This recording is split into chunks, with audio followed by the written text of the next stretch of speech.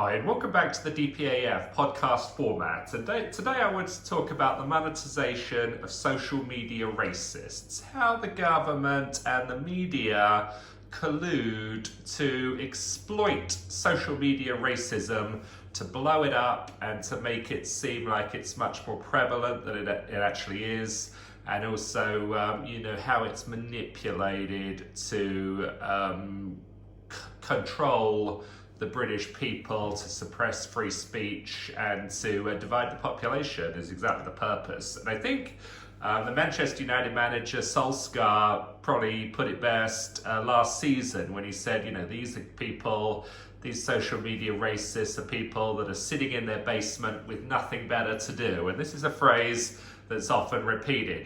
These social media people, they're just sitting in their basement, they've got nothing better to do, but yet we're not going to ignore them. We're not going to just ignore people that are in their basement with nothing better to do.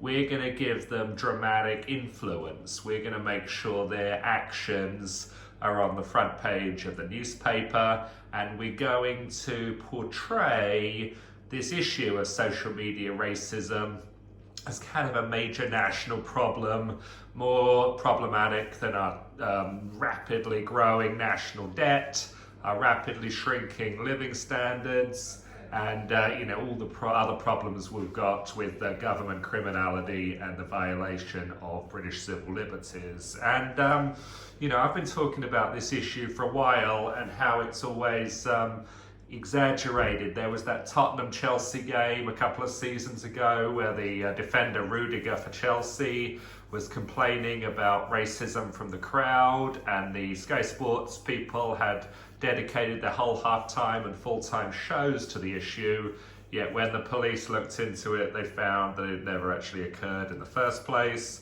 There was another game, I think last season, involving Manchester United, where there was all this social media racism.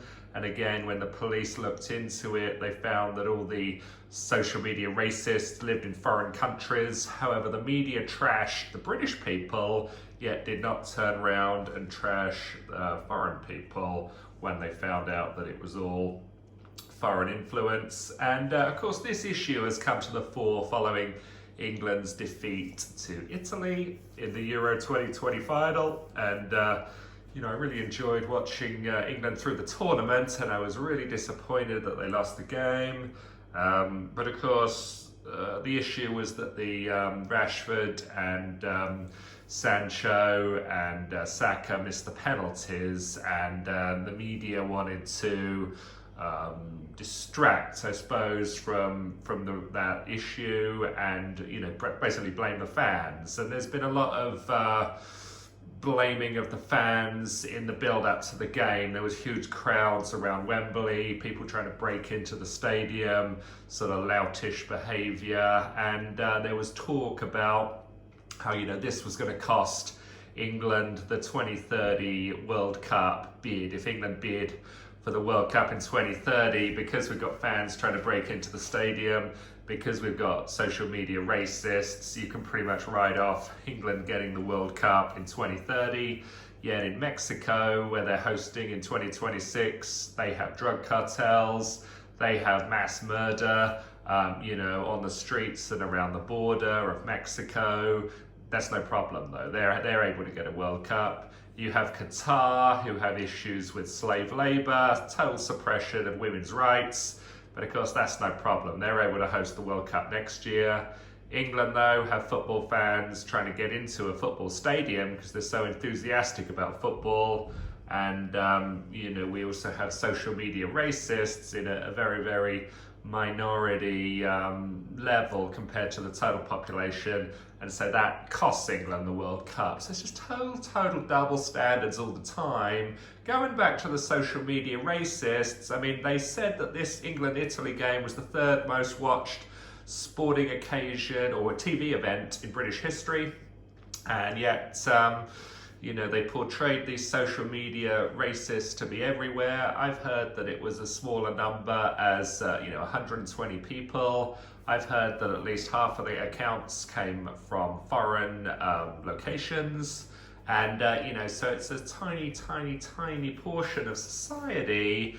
and yet it's portrayed to be a mass of society. And the question is why? Why does the media seek to build this up? And obviously there's a financial incentive for the media. I mean, you got Susanna Reid there on ITV with the crocodile tears, and the media can sell a ton of advertising on this quote unquote scandal, rather than talk about how England came together to support the team through the tournament, and this was a great moment of national unity.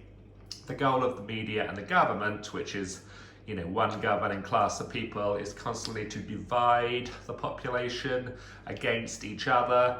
They want to distract from their total financial mismanagement of the country, and obviously it justifies their sort of role in society, justifies big government if the people are at war with each other rather than the people united against them.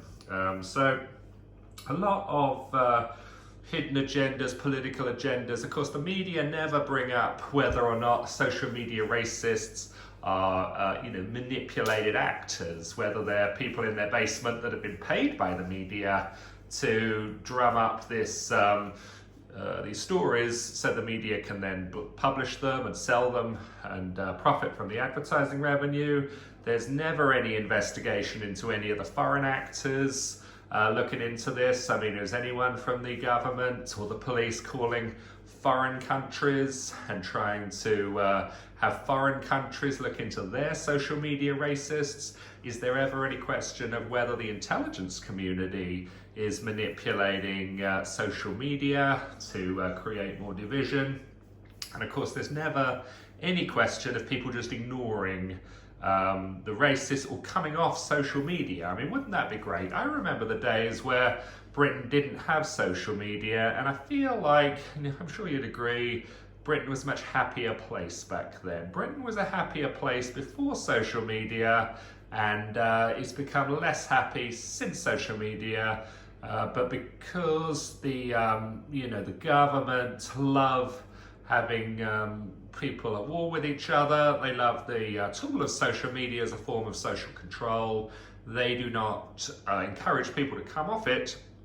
They instead make the political argument of social media companies have got to do more to suppress free speech, rather than British people having the choice whether to engage on social media or not. And of course, there's lots of people in the population that do not get involved in social media. They're not on it. They don't know anything that's happening on there. And so had the media not mentioned anything about social media racists, all these people could have gone about their day and their week in a kind of a normal way.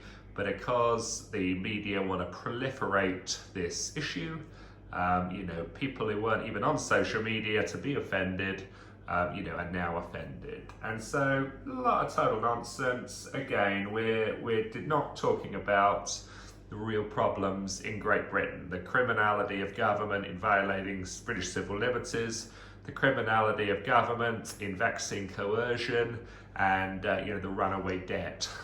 People's money is being stolen from them through inflation and the collapse of the currency. And Rishi is putting people into debt slavery in partnership with the Bank of England. It's total mass theft. This is the kind of stuff that media should be talking about, but instead want to talk about people in their basement with absolutely nothing better to do. So I hope you like this video. Please subscribe to the channel. We'll talk to you soon.